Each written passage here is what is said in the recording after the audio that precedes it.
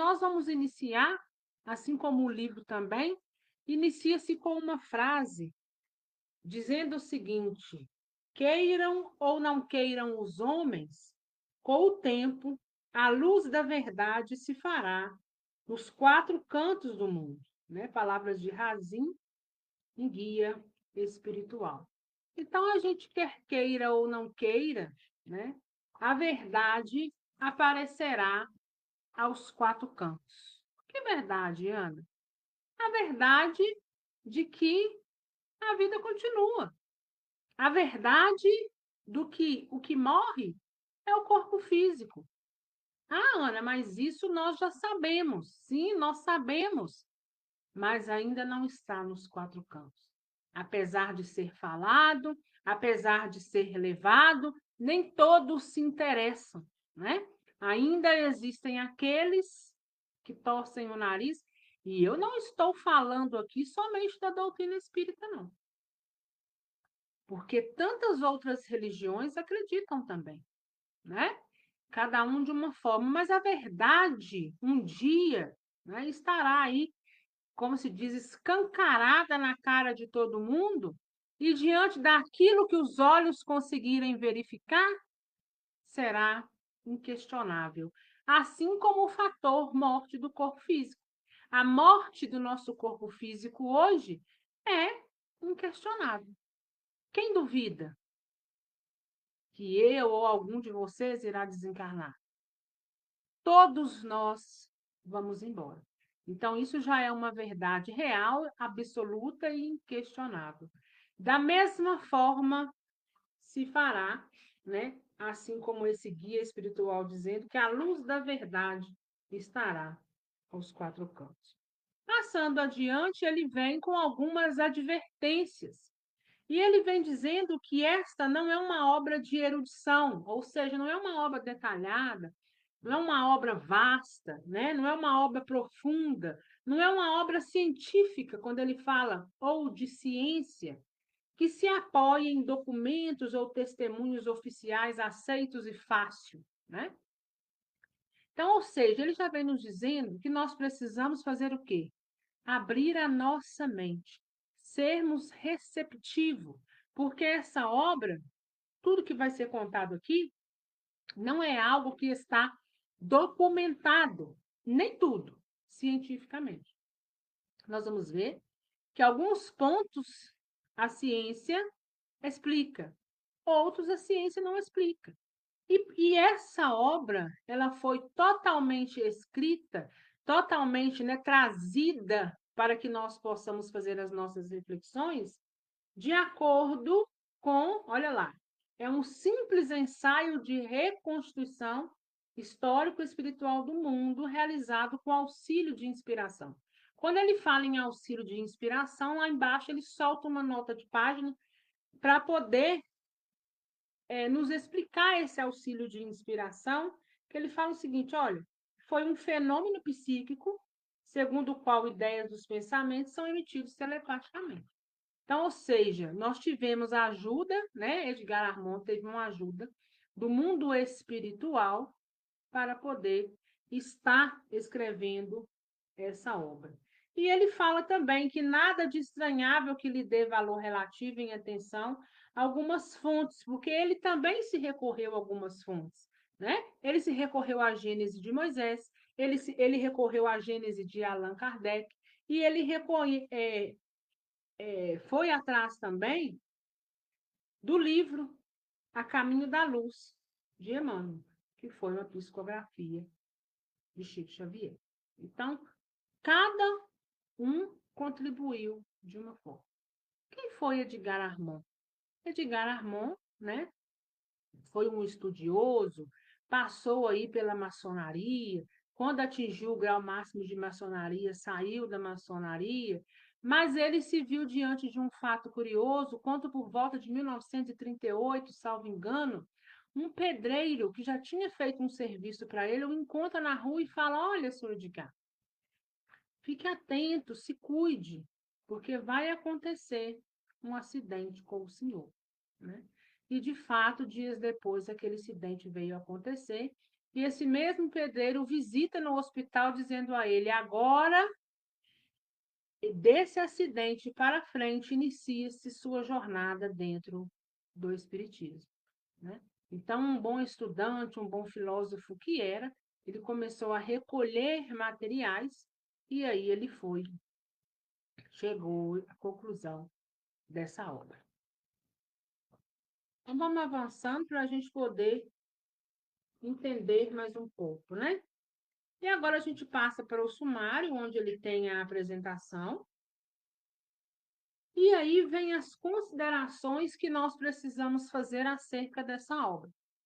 Primeiramente, nós vamos aqui fazer um estudo de pessoas leigas no sentido profissional para cada coisa. Por exemplo, ele vai levantar várias questões de geologia. Nós não somos geólogos, nós não fizemos geografia, mas nós vamos nos esforçar para entendermos. A mesma coisa aconteceu conosco lá em Evolução em Dois Mundos, lembram? Evolução em Dois Mundos, a primeira fase, né, do livro, os primeiros 20 capítulos, são 20 primeiros capítulos muito técnicos, que exigiu da gente muito, um desdobramento maior, né? Porque veio com muitos termos técnicos, nós não somos estudantes de medicina, nem tampouco médicos, né? A gente tem médicos aqui, né? A Isabela a Isabela não tem frequentado aqui em tempo real, porque ela fala, Ana, você me inspirou a querer aprender na prática, né? Então, no mesmo horário, na prática no sentido físico, né? Então, no mesmo horário que nós estamos aqui, ela também está lá na casa onde ela está trabalhando agora, que é... Ah, sumiu o nome, mas eu vou lembrar uma hora. Não sei se é a do Oscar Pitão, não sei. Mas ela está lá trabalhando, graças a Deus por isso, né? Vamos ser pontos de luz em lugares diferentes e assim o coração da gente se manifesta. Mas ela está lá, continua dentro do Espiritismo, fazendo os cursos dela, ajudando até nas palestras, né? E eu fico muito feliz com isso. Mas nós fizemos o quê? Buscamos, tentamos compreender o todo. Da mesma forma aqui. Só que o que que a gente precisa entender?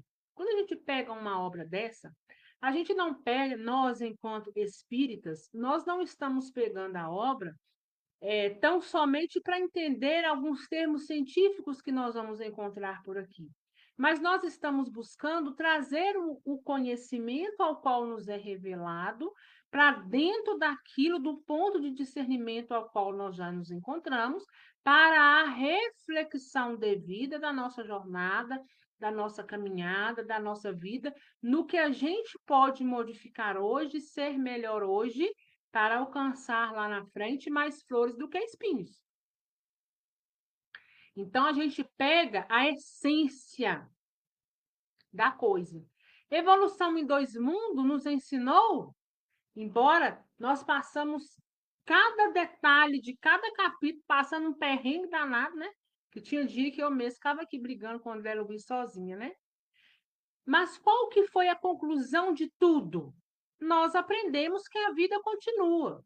Nós aprendemos que existe uma evolução no mundo espiritual e aqui na Terra. Nós aprendemos que nós somos melhorados, nós somos colocados e retirados de determinados ambientes, e cada vez que a gente chega de uma forma, saímos de outra forma. Cada hora que a gente é inserido ou retirado, a tendência é que haja o nosso melhoramento. E por aí foi nos ensinando, né? Apesar de ter todo o termo técnico de construção da evolução. Então, aqui, da mesma forma, nós vamos pegar a essência daquele parágrafo, daquele capítulo, e tentar trazer para o nosso cotidiano, fazendo o quê? As nossas reflexões, né? O que seria pertinente a cada um. E ele começa dizendo, falando da apresentação. Nessa apresentação, nós precisamos começar a entender também, dentro desse ponto que eu disse a vocês, que nós vamos pegando a essência, que o Espiritismo é uma doutrina evolutiva, né? A gente vai evoluindo. Eu conversava com Gente, como é que eu tô ruim de lembrar os nomes dos outros? Olha, pra você ver que desaforo, Claudete. Com a Claudete, aquela que está fazendo palestra aí no interior de São Paulo, né? E ela falando, Ana, você precisava fazer a evolução em dois mundos de novo agora, né? Aí eu falava, ô boba, é porque em cada ponto, em cada época, a gente está numa evolução diferente, né? Então, quanto mais a gente estuda, mais melhorando a gente vai. Porque antigamente eu era muito de ler uns romances, né? Mas romance tem aprendizado? Tem, mas ele é completamente diferente de quando você pega um livro de estudo, né? Quando você vai na doutrina, quando você vai na fonte, quando você fala, olha, aqui está aquilo que estava lá no romance, né? Então a gente tem um pouco mais de embasamento, a gente vai ampliando a nossa consciência. Da mesma forma, a doutrina ela é evolutiva, né? Então, cada ponto que a gente vai passando, a gente vai sendo necessário de nós conectar essa obra, a forçar um pouco mais o nosso pensamento, a pegar, a pensar e refletir nos ensinamentos que nós já tivemos, para a gente poder ir fazendo uma correlação e assim a gente vai aprendendo. E na apresentação ele começa falando o seguinte: o conhecimento da pré-história ressente-se de documentação, né? Ou seja, a pré-história que a gente conhece hoje, com tudo que a gente conhece, ainda falta. Os documentos são insuficientes, não só por sua antiguidade, como pelas destruições feitas do pouco que, atravessando séculos, chegou às gerações posteriores. Então, ou seja, tudo que a gente tem de documento ainda hoje é escasso, porque se perdeu pelo tempo ou porque foi destruído de geração em geração. Mas ainda assim, esse pouco chegou até nós. E ele continua. A Biblioteca de Alexandria, por exemplo, que reuniu mais de 700 mil volumes sobre o passado da civilização, foi destruída. Parte pelos romanos de César, em 47 a.C., e pelos muçulmanos no século VII. Então, veja bem, algumas coisas foram destruídas e aí a história em cima daquilo que existe é o que aqueles que já sabiam ouviu dizer passou para frente.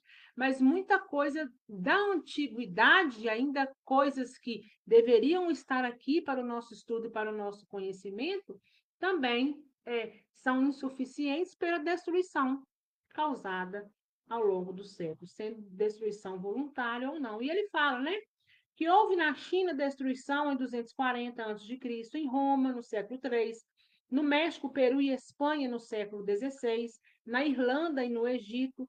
E ele vem falando, e não foram queimados pelo clero de Barcelona, na Espanha, em nossos dias, em praça pública, as obras da codificação espírita recebida através de Allan Kardec?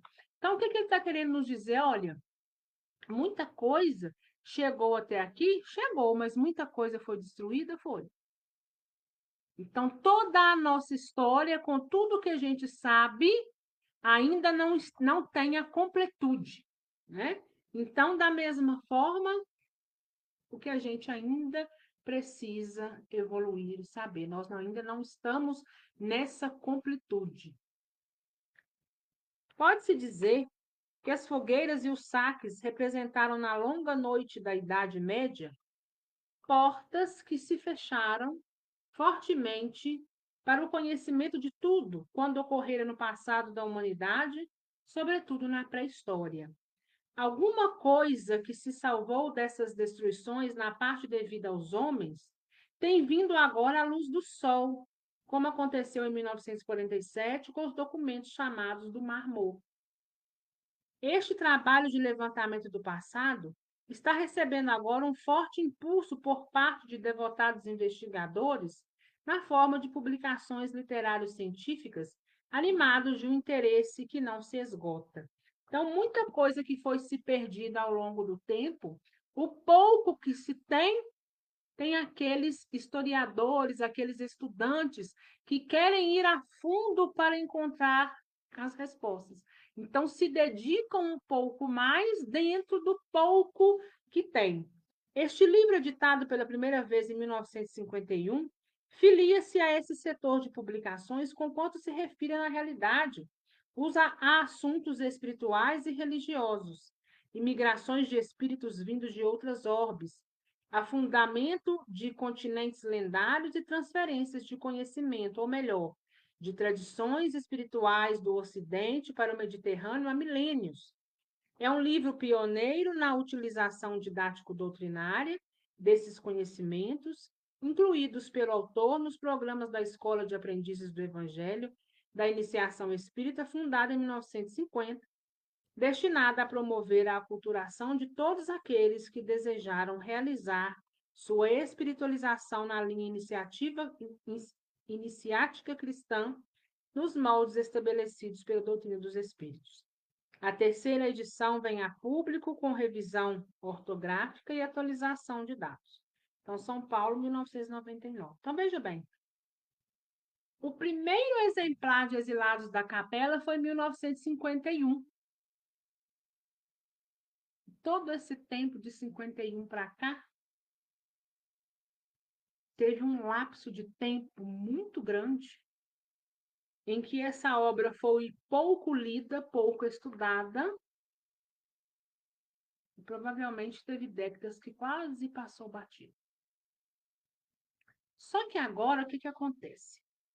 Cada hora que passa, nós estamos aí para um despertar espiritual.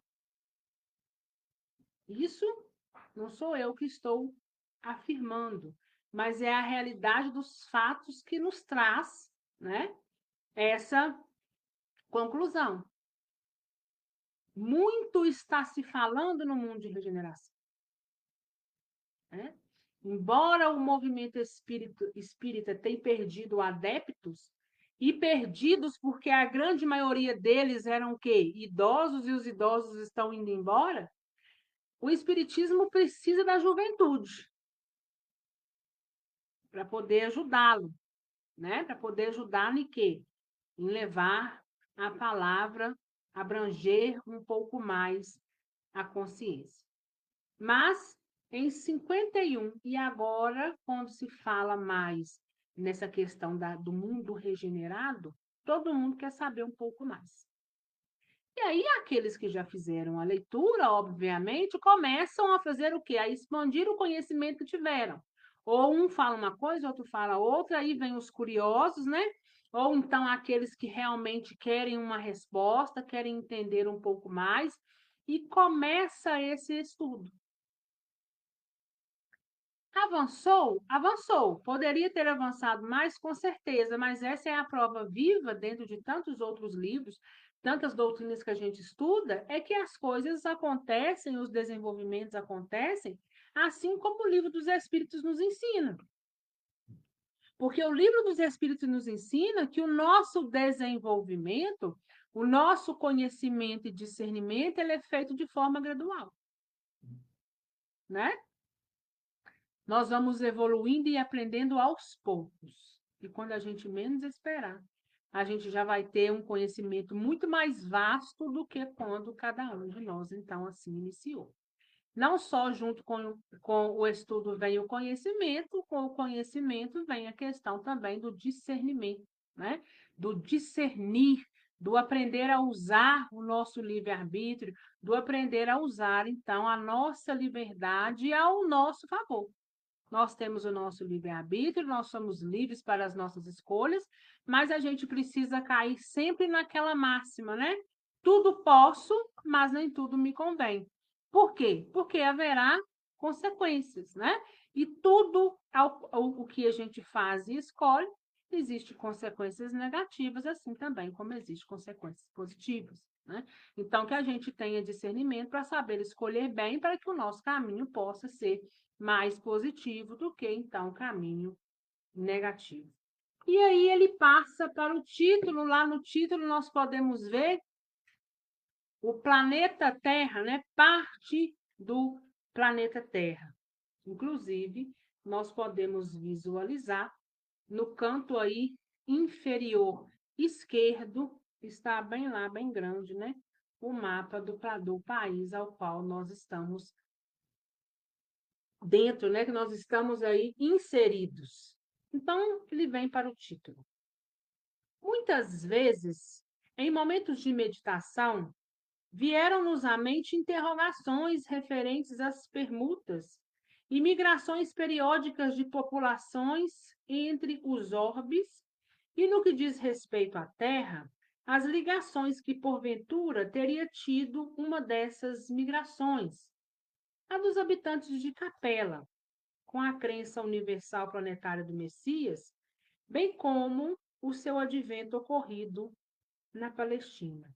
Então, ele está falando, olha, em muitos momentos de reflexão, a gente fica pensando nessas questões das migrações nos orbes. Assim como existem as migrações de países entre países, existem essas migrações de orbes. E ele cita os capelinos, né? Quando a gente fala de capela, a gente pensa assim, misericórdia. Eles não conseguiram evoluir. Será que eles foram expulsos de lá? Só que a gente vê essa expulsão olhando por um lado assim, de dó, né? E a gente o faz até de forma equivocada, porque nós teríamos que ter um olhar de misericórdia. Aqueles que não puderam ficar em capela, e muitos de nós somos descendentes deles, né? Nós temos que ver essa atitude de Deus e de Jesus como ato de misericórdia para com aqueles que ali estavam. Porque se o orbe avança, os indivíduos que ali estão precisam avançar também. Porque senão eles não vão estar na mesma compatibilidade vibracional para ali então permanecer. É aquela velha celeuma que a gente sempre conta aqui.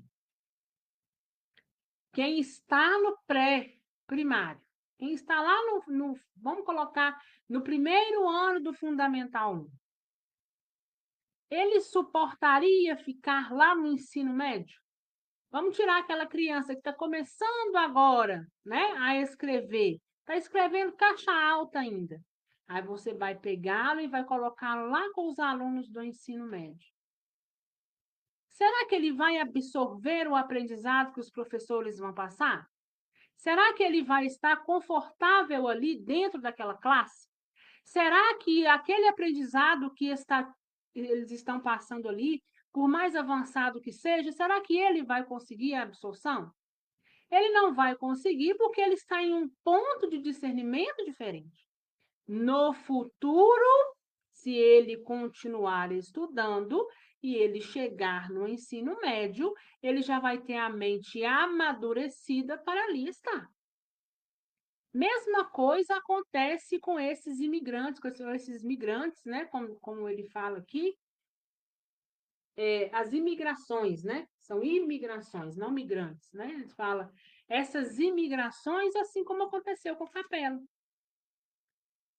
Capela se desenvolvia e muitos não aproveitaram a oportunidade. Aí a gente faz uma reflexão com a gente, né? Isso não está acontecendo com a Terra? A Terra está indo para um mundo regenerado.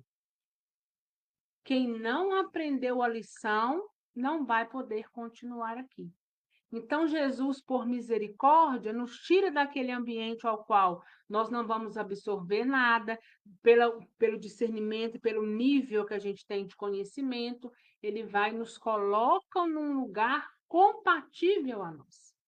Então, ele não está nos expulsando e ninguém foi expulsado de Capela, mas foram colocados em um ambiente compatível com a mentalidade e compatível com o desenvolvimento.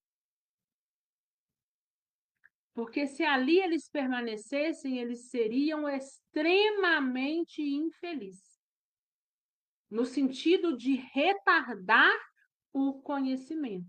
Então, coloque eles num ambiente fértil, apropriado para a mente, para o discernimento. Coloquem eles ali, porque ali é solo fértil para que eles possam crescer, e deixa aqueles que esse ambiente para eles é passível de crescimento. Então, é separando realmente, né? Não vou dizer aqui separando o joio do trigo, mas é separando por questões de afinidade, vibração, conhecimento, desenvolvimento e por aí vai. A mesma coisa vai acontecer com a Terra. Nós já sabemos que existem aí supermundos, nós já sabemos que existe mundos superterra, né? Mundos muito grandes, porque vai uma leva muito grande de gente para lá, inclusive as zonas umbralinas. Porque a terra regenerada, o bem vai se sobrepor ao mal. Né? Então, a terra regenerada terá muito mais coisas boas. Hoje a gente vê o contrário. Está tendo muita coisa ruim, né? Está tudo muito à tona. A corrupção está mais à tona, né? A criminalidade, é tudo. Só que na terra regenerada é o contrário. Aqueles que não têm a vibração de terra regenerada vão sendo expurgados por misericórdia. Ou seja, meu filho, aqui não é o seu lugar, você não vai conseguir ficar aqui. Então, vai para onde tem solo fértil para você crescer. Então, a gente precisa enxergar não como aquelas pessoas que vieram de capela, como, nossa, eu tenho muita dó, eles são dignos de pena. Não, eles foram dignos de misericórdia, né?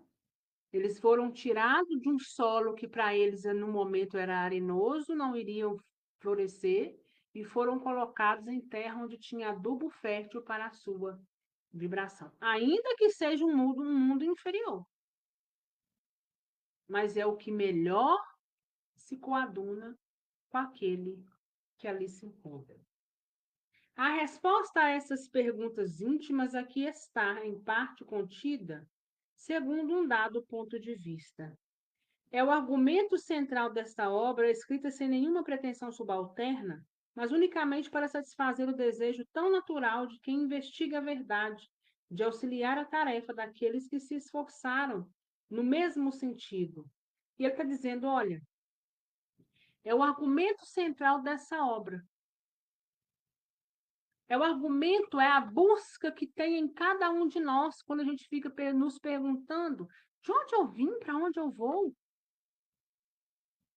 E aqui ele fala, olha, essa obra vai responder muito disso.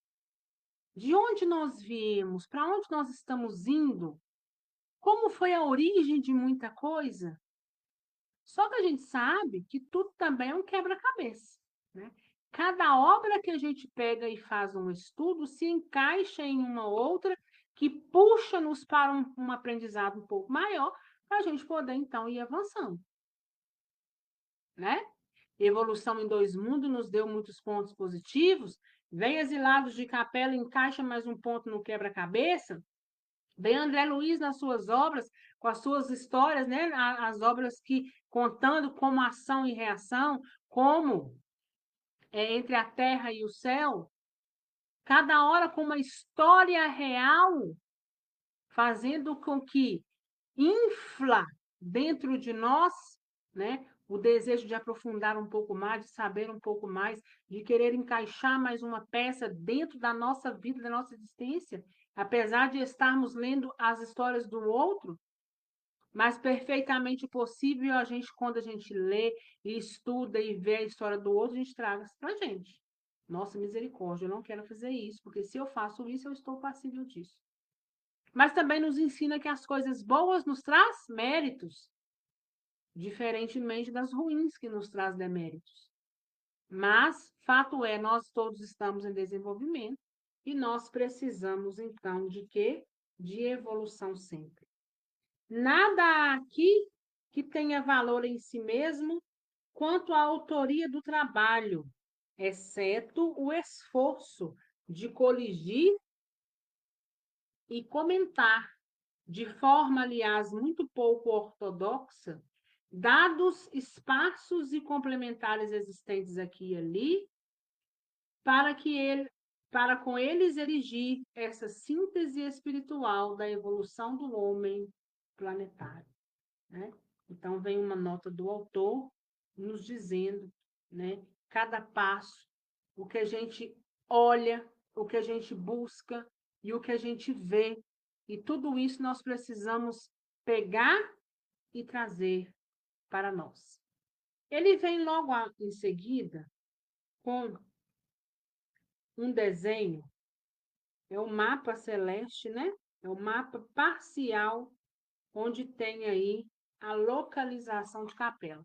Eu vou deixar uma foto para vocês lá no ó, Capela, tá bem aqui, nesse pontinho. Tá bem pequenininho. Eu vou pegar uma foto, vou colocar lá, para que vocês possam, como se diz, né? Compulsar aí os pontos para poderem entender.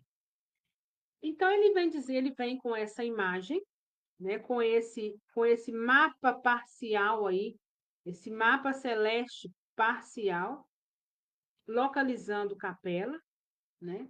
A estrela alfa, vamos dizer assim. A hora que vocês pegarem, vocês vão perceber que ela está dentro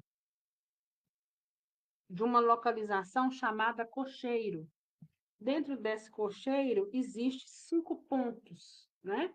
Onde cada reta se encontra, né? Ele vem com um ponto. E Capela é um ponto maior.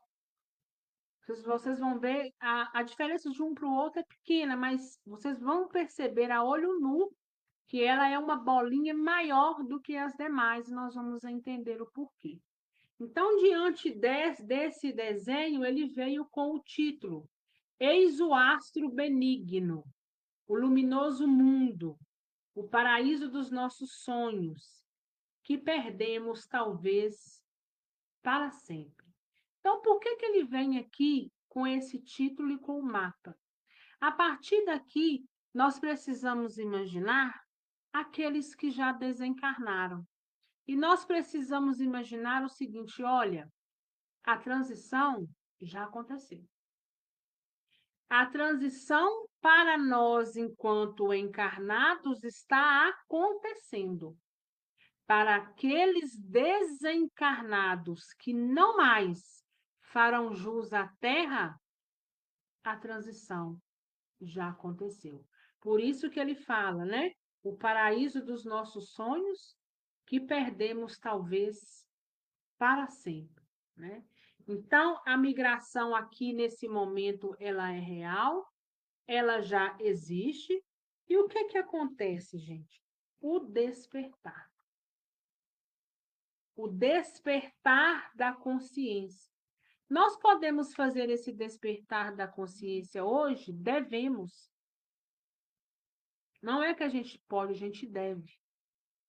Porque esse, nós precisamos imaginar que é um espírito que olha para trás, que está caminhando, vendo a terra que ficou, enquanto aqui estava, não pensou o suficiente, não teve o discernimento suficiente. É aqueles que somente dá valor quando perde.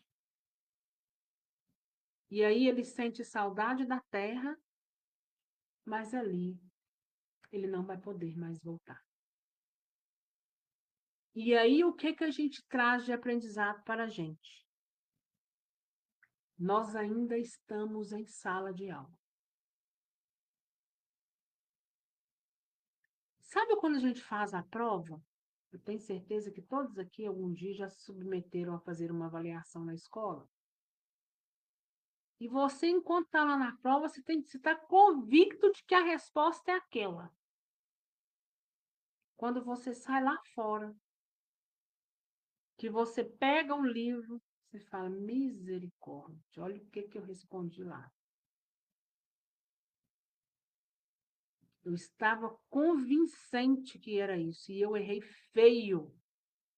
E eu olho para a porta, para as janelas da sala, tem alguém lá ainda fazendo prova, mas eu já não posso voltar mais, porque eu já entreguei minha prova para o professor e já saí de sala. Só que dependendo da resposta que eu dei, essa resposta me leva a uma reprovação. E talvez, naquela sala, eu não posso voltar mais para refazer a prova. Por N motivos. Vamos correlacionar com uma prova de concurso. Determinados concursos têm idade, né? Tem a determinada idade, até tal idade você pode fazer, dali você não pode fazer mais. Vamos supor que você vai fazer uma prova que você pode entrar para aquele cargo até 30 anos. Essa é sua última oportunidade. Porque a próxima prova que tiver, você já vai ter completado para mais, anos para mais. E você não pode fazer mais. Mas você dá uma resposta tão ruim, você é reprovado. Então, você perdeu aquela chance. Naquele cargo, nessa existência, você não pode mais, já era. Né? E assim somos nós.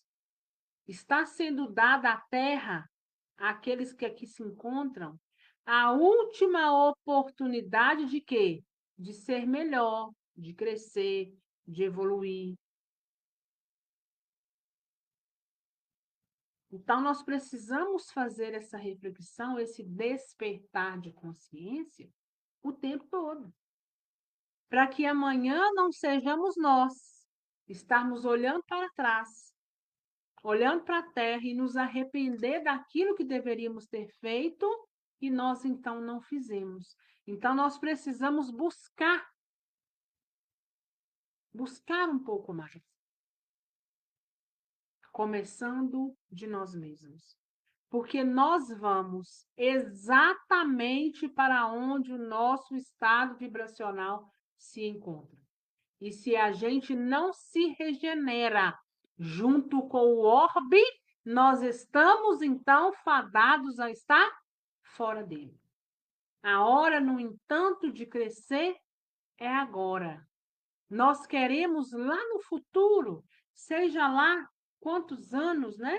Que essa terra ainda vai demorar para estar totalmente regenerada, mas nós queremos olhar e dizer, né, para a terra, não essa linguagem que o Edgar Armon usou aqui, né? Eis o astro benigno, luminoso mundo, o paraíso dos nossos sonhos, que perdemos talvez para sempre. Nós queremos dizer que nós vamos voltar sempre. Ou então, que nós vamos estar daqui a pouco tão regenerados que nós vamos para outro mundo ainda. Jesus tem misericórdia de todos nós. Jesus, ele acredita em nós. Então, nós precisamos fazer o nosso papel. Ele nos tira de um ambiente, nos coloca naquele aonde nós vamos estar mais apropriados, vamos nos adaptar melhor, mas ele não quer que a gente ali permaneça daquela forma. Por isso que todos os dias eu falo, vamos estudar, Jesus está esperando. Então, Jesus está esperando que cada um de nós possa crescer, cada um de nós possa evoluir.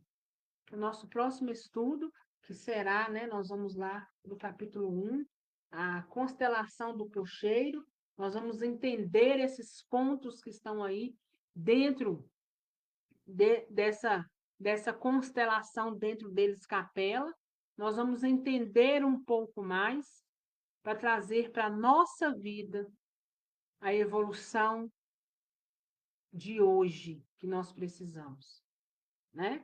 Ou seja, nós estamos tendo uma oportunidade única no sentido de que dentro da nossa, nós estamos fazendo prova, nós estamos na Terra, mas dentro da sala de aula chamada Terra, está tendo um professor muito bom, que abriu exceções e está nos explicando a matéria durante a prova.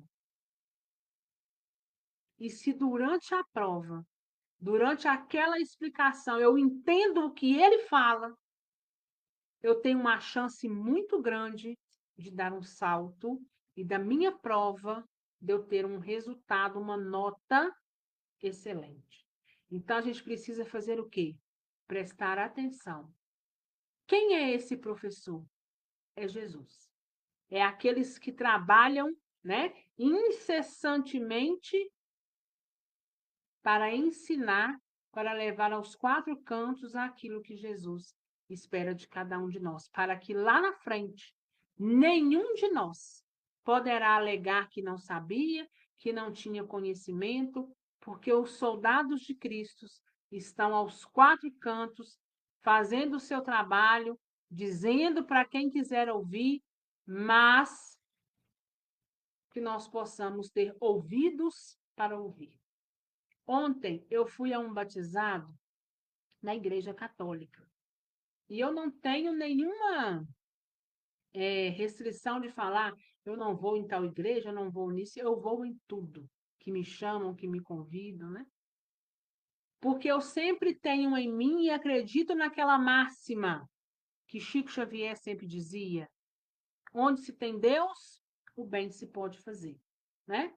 Existem falhas ali inúmeras, assim como existe no espiritismo, dentro do catolicismo, dentro da igreja evangélica, dentro do judaísmo, do budismo, todos, enfim. Mas o padre falou uma coisa ontem, né, que eu concordei com ele, sabe? Quando ele disse que a igreja hoje em dia carece de quem se interessa por Jesus.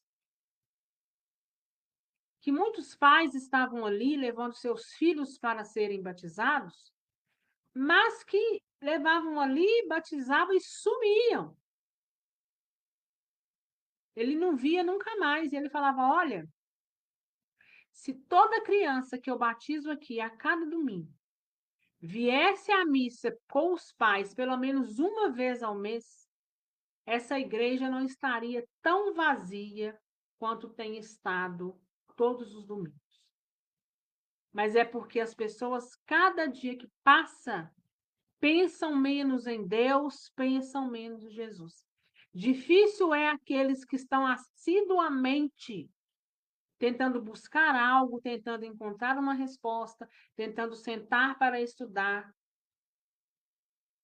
E eu trago para a gente aqui também, porque isso é a realidade, né? Olha a grandeza do nosso grupo. Se cada um ousasse em sentar para escutar, nós tínhamos muito mais pessoas aqui. Agora, o que nós estamos discutindo aqui, cada um de nós é que vai angariar, vai buscar o seu crescimento. Mas eles podem dizer que não sabiam? Eles podem dizer que ninguém falou nada? Eles podem alegar que eles eram leigos naquilo? Não podem, porque aos quatro cantos tem gente falando de Deus e de Jesus. Mas aí o padre disse, né? Mas chama um para ir beber no boteco. Chama um para fazer farra, aparece os montes. E o padre está dizendo, né, que hoje em dia quem toma nome de beata pode soltar fogo de artifício, porque é raro, né? Ninguém, quase que ninguém, né? Ninguém não, porque nós ainda estamos aqui. Mas a grande maioria não mais exercita a fé. A gente sabe que existem muitas coisas também que foram acontecendo ao longo dos anos, né? Dentro de todas as religiões, até mesmo dentro da doutrina espírita, que levaram algumas pessoas à incredulidade. Mas as pessoas precisam confiar não no homem que está ali pregando, não na vida, né, do cotidiano pessoal daquele homem, mas na palavra que Jesus está trazendo. Porque o homem, ele é falho mesmo, né? Eu sou falho, cada um de nós aqui tem as nossas falhas. O padre é falho, o pastor é falho, todos nós. Mas nós, ainda na nossa imperfeição, precisa fazer o quê? Pegar as palavras de Jesus. Jesus está nos ensinando. Ainda que esteja nos ensinando através do imperfeito, porque não vai ter para onde correr, porque todos nós aqui estamos num estado de imperfeição, nós estamos em mundo de expiação e provas, mas nós precisamos partir do pressuposto que aquela palavra ali não é do homem, aquela palavra ali é de Jesus. E por isso tem o evangelho que nos ensina tanto. Trazendo agora para o que a gente acredita, o Livro dos Espíritos vem nos dando resposta.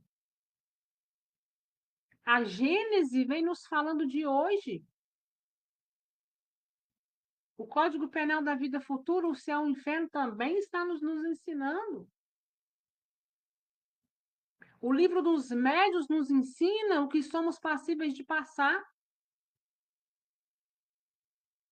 As palavras de Jesus, a conduta de Jesus está aí nos quatro cantos. Então, que nós possamos trazer para a nossa conduta diária. A vida é difícil, sem Jesus ela é pior. Está todo mundo num estado turbulento, está todo mundo num egoísmo exacerbado, num ostracismo, pensando em si mesmo sem olhar para o lado de fora. Pensemos em Jesus. E sempre nós precisamos nos lembrar da palavra de Jesus que diz: tem de bom ânimo, eu venci o mundo. Se eu venci o mundo, vocês também podem vencer. Alguma dúvida, gente? Jesus venceu o mundo e nós também vamos vencer. Ah, é, Claudionete também, né? Isso, conheça a Claudionete, conheça até os quitutes da Claudionete. Claudionete faz pão, Claudionete faz bolo, Claudionete faz umas fatias, Claudionete faz biscoito. Claudionete, minha filha, ó, é danada, viu? Claudionete é danadinha. Socorro, boa noite, tá boa? Deus te abençoe e te guarde.